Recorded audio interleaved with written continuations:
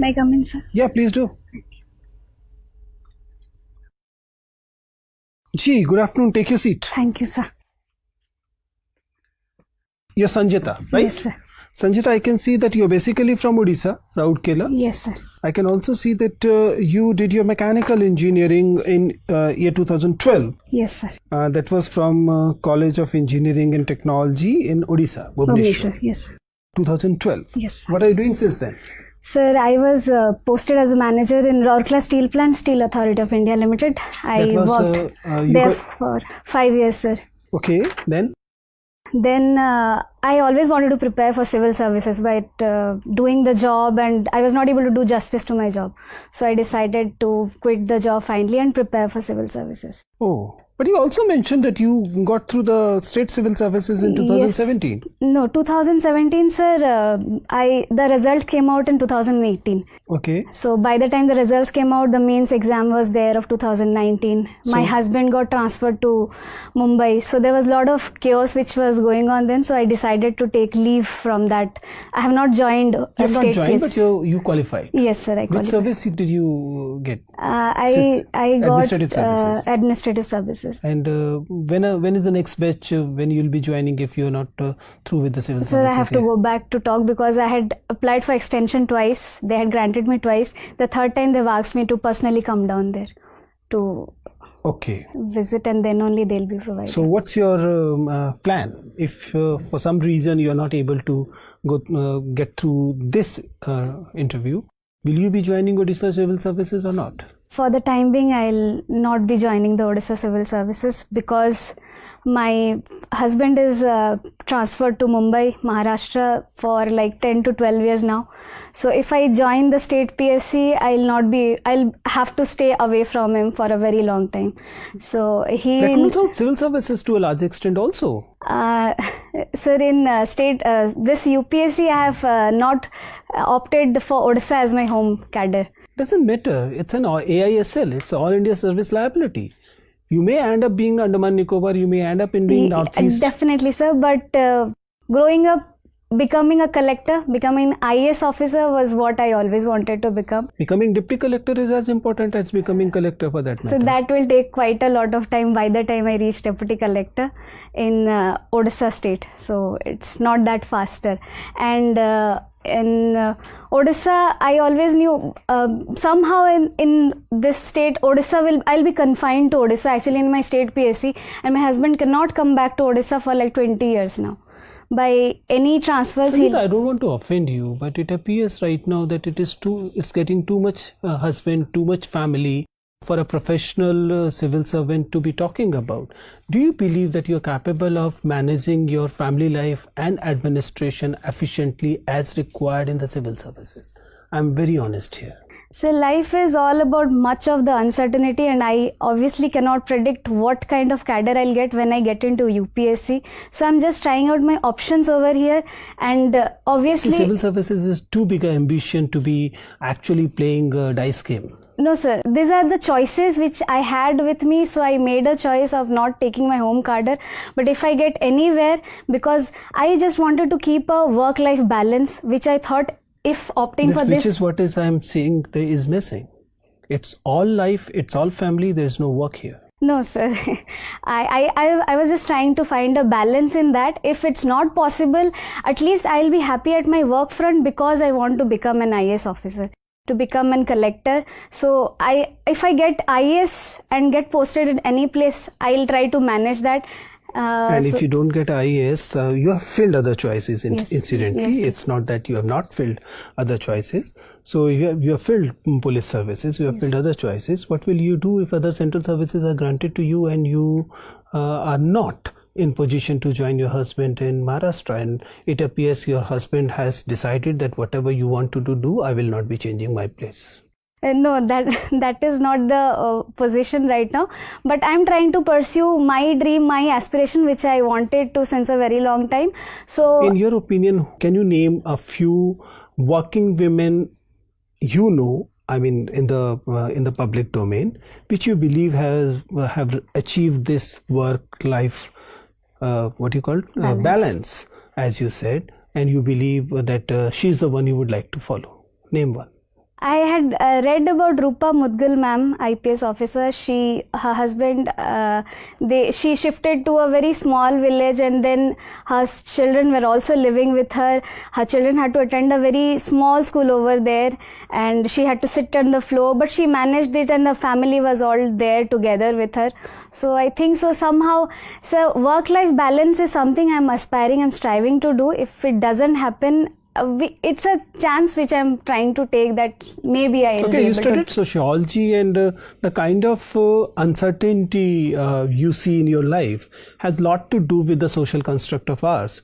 Can you name a few social institutions which has forced you into such a dilemma? That in a house, the male is the bread earner, so the job he doesn't change the places.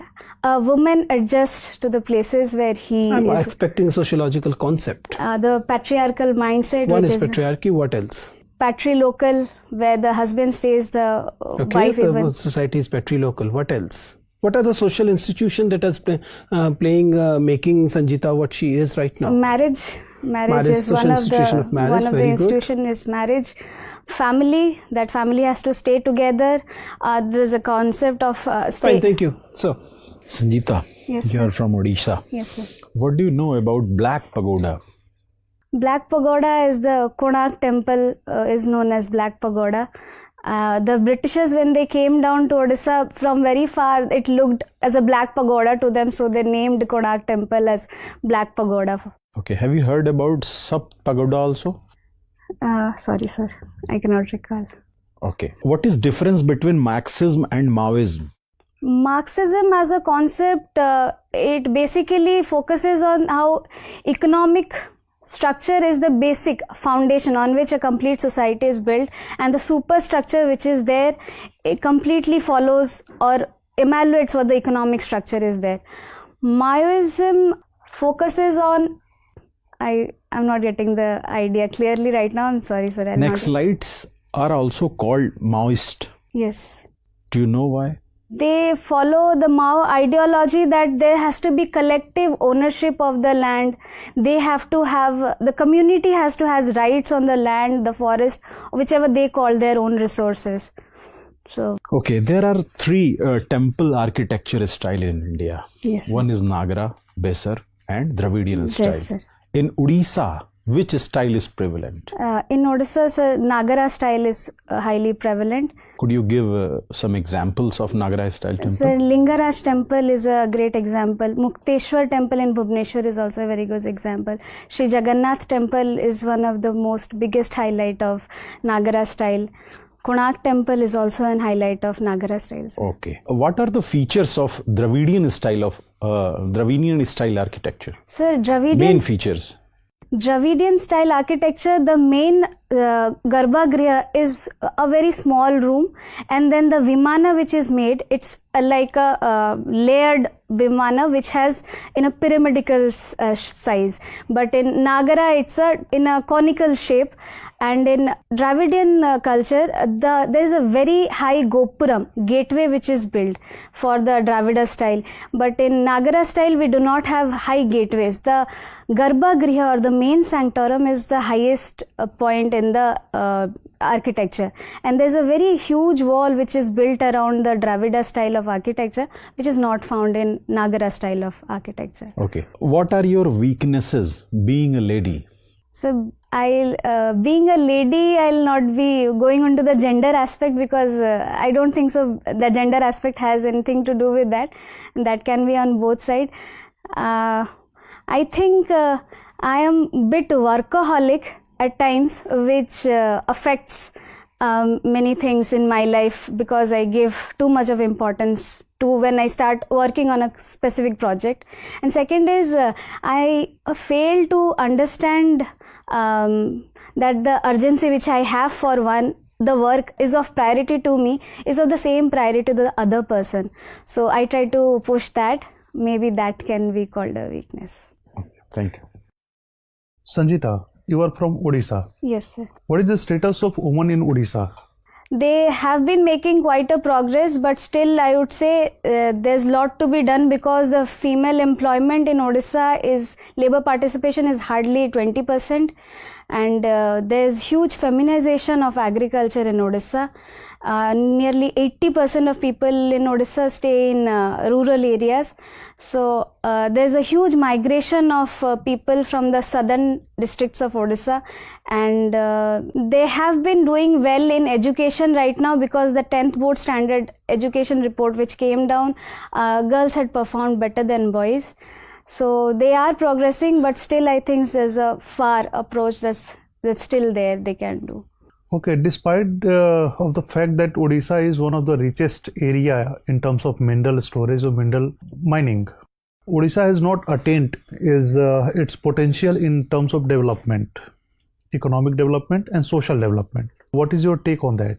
What could be the reason for that? The reason is the modernization process which we took up was very lopsided. We have around 20% of the mineral resources, but the extraction process, what we do is we directly try to export the minerals without much of value addition. So the actual realization of price was quite low. Second is the rehabilitation and resettlement of the tribal people. No, I want to know that when mineral is being transported to some other state, why the industry was not established in that state only? Because of the problem of the availability of land resources, which was one Odisha of the... is lacking in land resources. No, we have land resources, but there was too much of... When the POSCO plant came down, there was too much of agitation among the tribals, among the locals, because of which POSCO finally couldn't set up a plant. So what make the people of Odisha to get agitated against such kind of project, which is for their own development? Sir, the problem is always a top-down approach. We always first decide and then we communicate.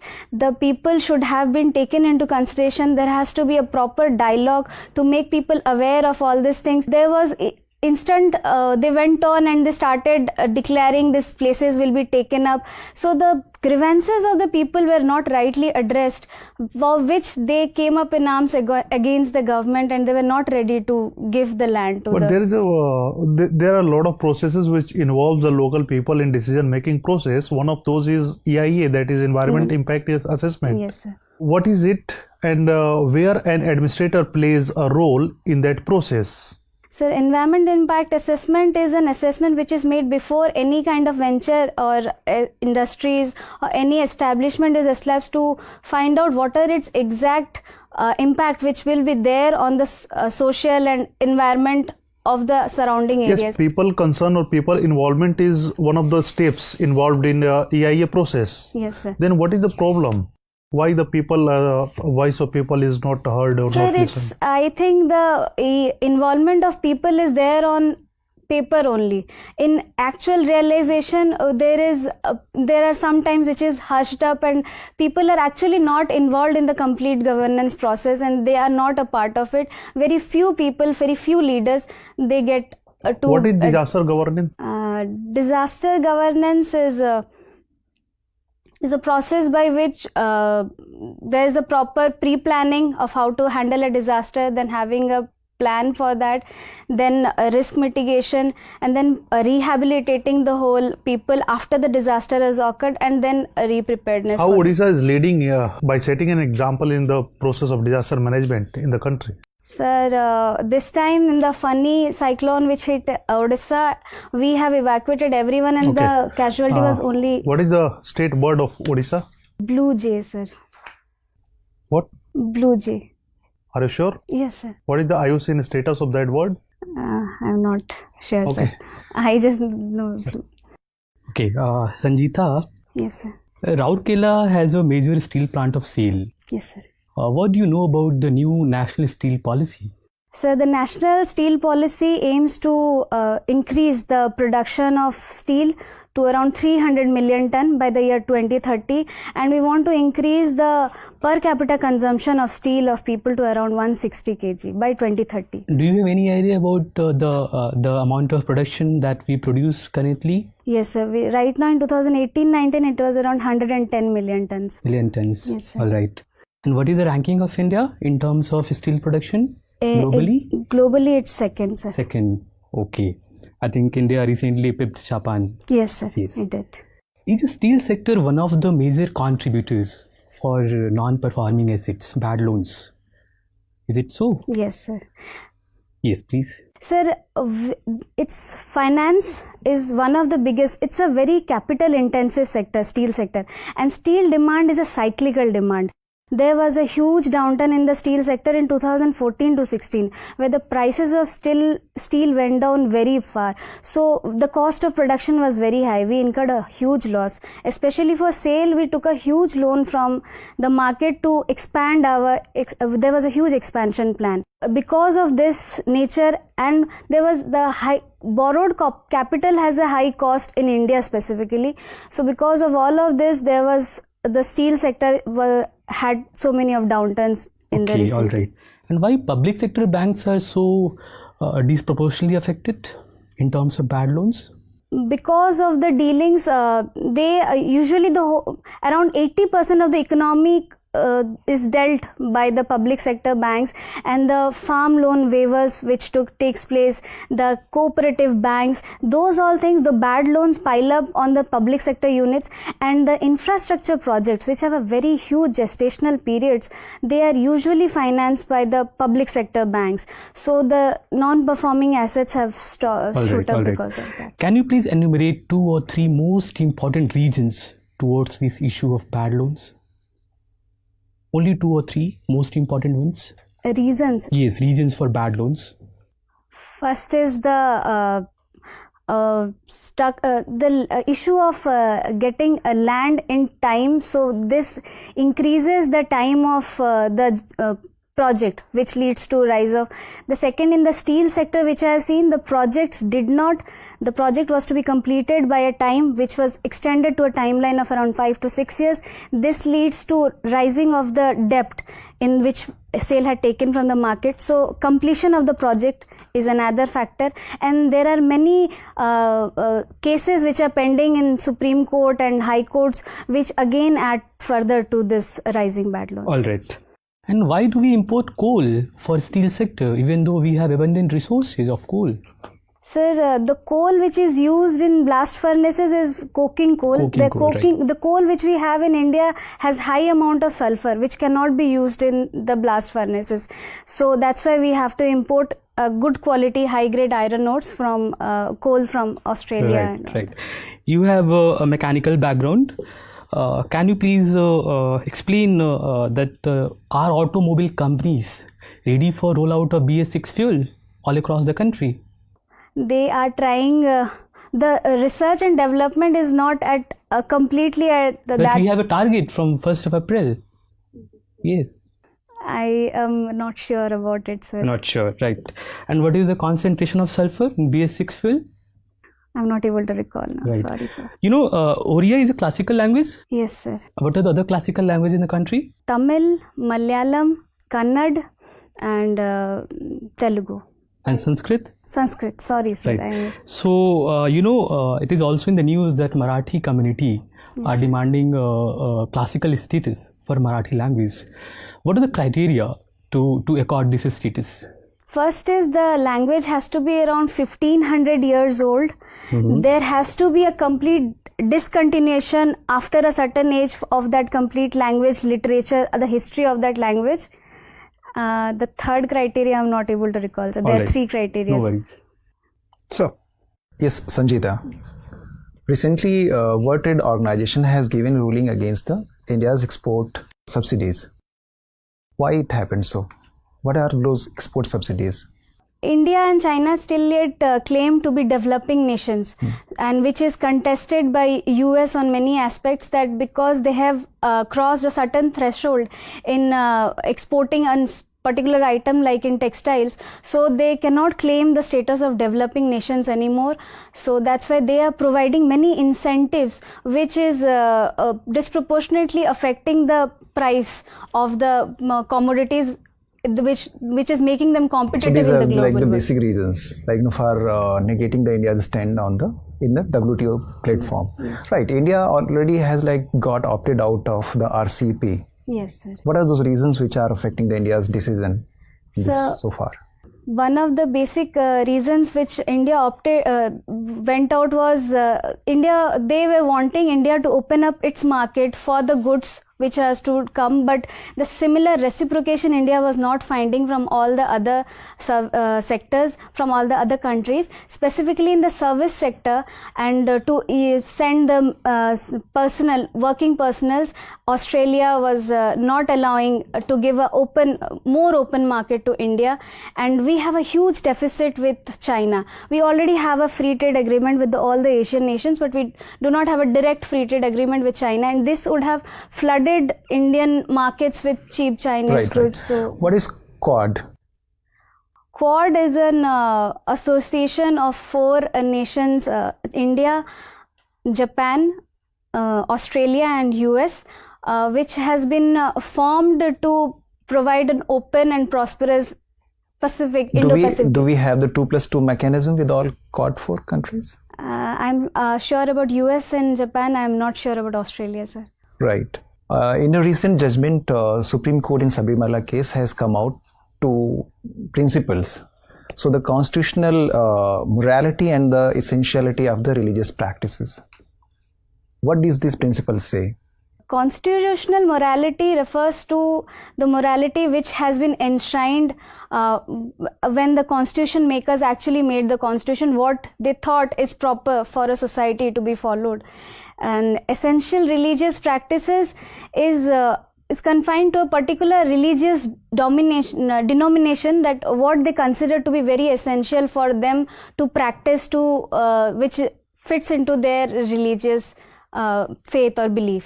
Do you think with this principle, if any particular religion is, you can say, embedded with any religious malpractice, don't you think so, like the court there have a duty in terms of getting it eradicated, so that the larger section of the people within the religious fold could enjoy our the more religious freedom and get rid of those ill practices that will make the society, as you being a sociology student, more healthy. I couldn't get. So can you please? I beg your pardon. Sir. All right. So let's move forward. Okay. In Odisha, I believe there had been a Devdasi system in Odisha temples. Yes, sir.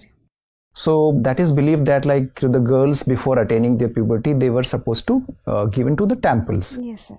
This particular practice still is being followed and observed in Odisha temples? No, sir, it is not followed. It got abolished? Yes, it got Which abolished. particular act has got it abolished? I don't know, sir. The act. 1947. Okay, sir. Right. Thank you, sir. All right. Okay, Sanjitha. Yes, sir.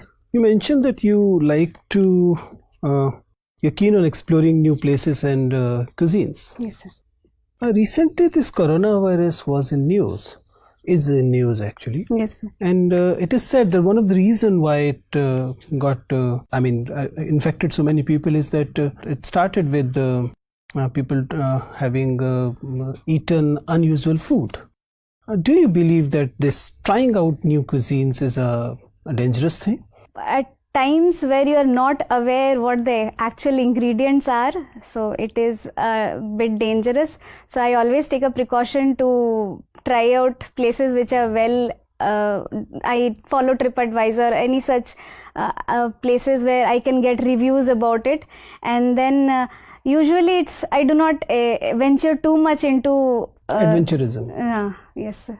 Okay, Sanjitha, you also are a keen explorer, as you said. Can you just mention a few places you observed today while you were coming here? Today I was in the cab, so I was busy reading my notes, so I couldn't take my head up to observe today. Can you mention few places which you passed on? Which you passed today through? While coming. Yeah. I noticed the GTB Nagar metro station while I crossed there. Before that, I started from Karol Bagh. So after that, I saw GTB metro station. So I have lost track in the mid, sir. Okay, so you're not that keen an observer as you mentioned here. Okay, GTB metro station, or for that matter, the Karol Bagh metro station was on your left side or the right? GTB metro station was on my right side when I took a left turn over this side. Okay, Sanjay, that was nice talking to you. You can leave sir. now. Thank you, sir. Thank you, sir. Thank you, sir.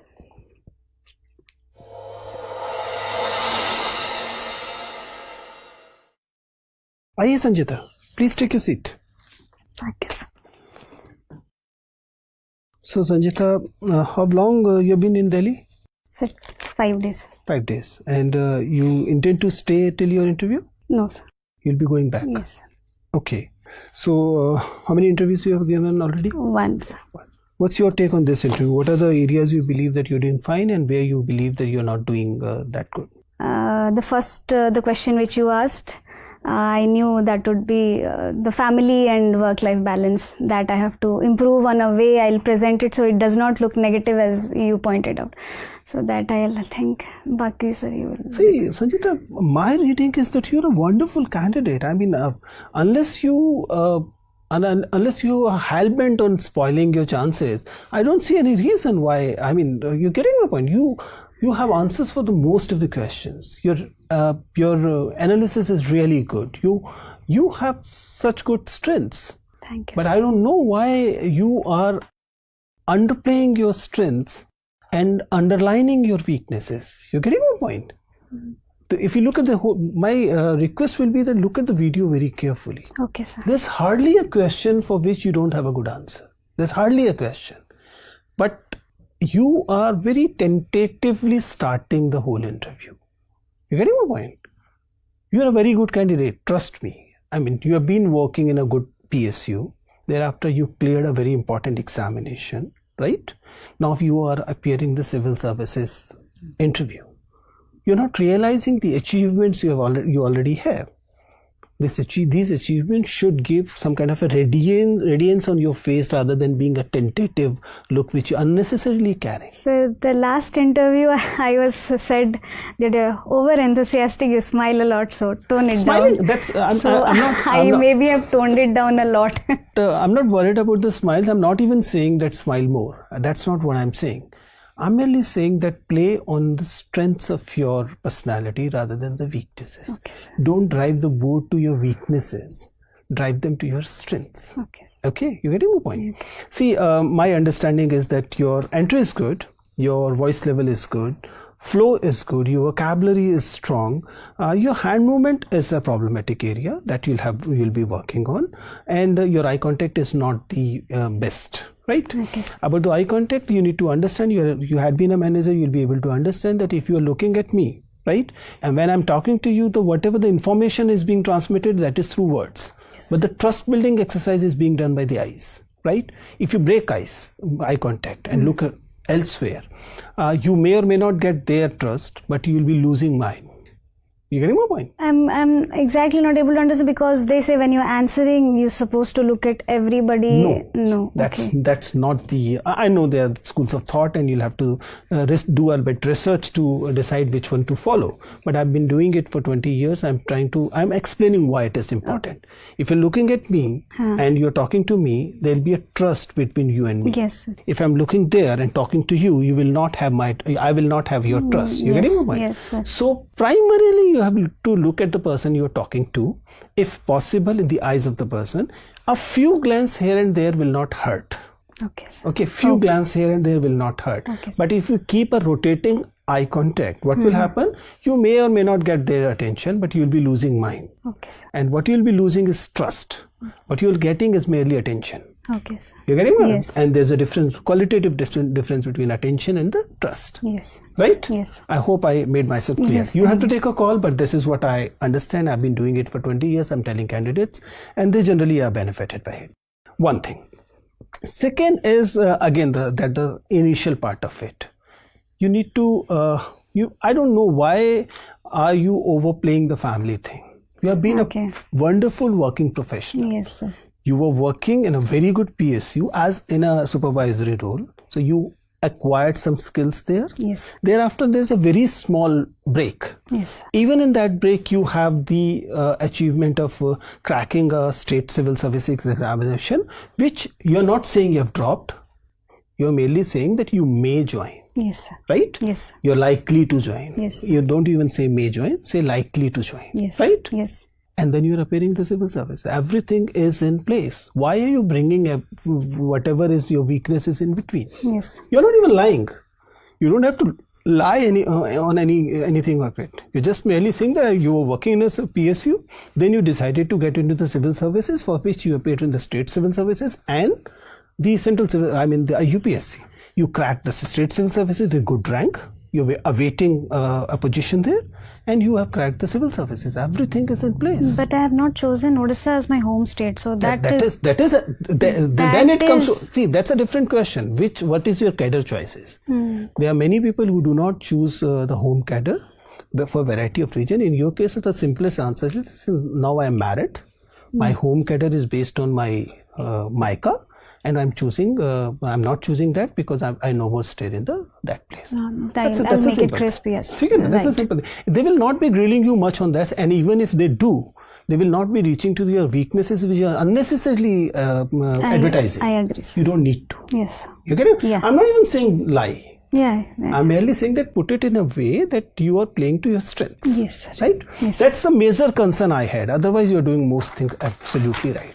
Okay. Right. On analysis issue, make sure that you're able to put your sensitivity and analysis, because these are your strengths, put forward rather than letting it go factual, though your facts are also more or less correct. Right? Okay. These are the only things I need to tell you. You're doing really well. I'm sure you'll do wonders. Thank you so much. So, any other area I need to touch which... See, state you can do as much as you want. Yeah. Both. If you're claiming it to be Maharashtra as well, do study a bit Maharashtra also. Yes. Right? Odisha you have done. We could not ask questions on Maharashtra and all, because in an interview it is not possible to cover all. About this mechanical engineering thing, I hope you have done, because you've got a very good CGPA also, which is unusual.